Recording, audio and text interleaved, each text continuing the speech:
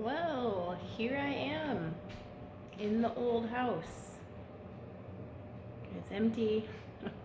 We are about to close on the sale. It's kind of weird. I am so ready for this to be done though and close this chapter.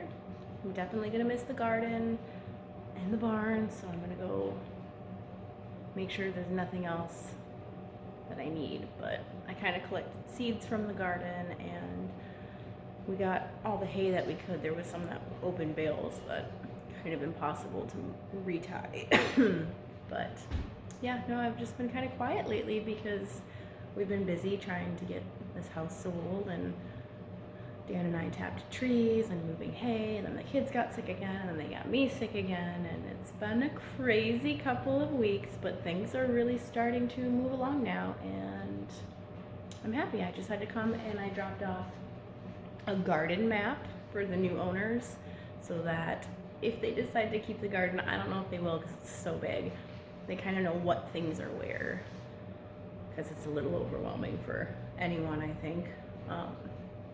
So I gave them a garden map. I don't know if they'll use it or not, and I gave them a list of people that were helping us clear up the mess in the back. So if they want help, it's out there. But yeah, I'm just doing my little final check of everything and saying goodbye to the property. I never did this with our Washington property, and I loved that house, and I wish I would have. But oh well. One chapter closing, guys.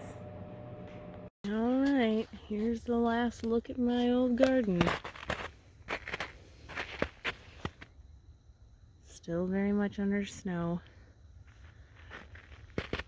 And you can see there's a lot of plants here. I kind of took, when I went through in the fall, and I took like one of each type of perennial, but as you can see, especially the borders, it's still pretty flushed out with stuff.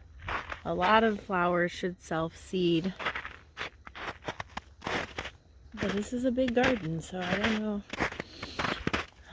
know.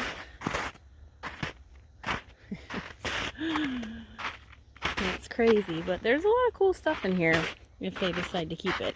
If they don't decide to keep it, I will feel a little bad for them because of all the rocks that I brought in. But guess it's not my problem at that point. Oh, beautiful garden. And my beautiful barn.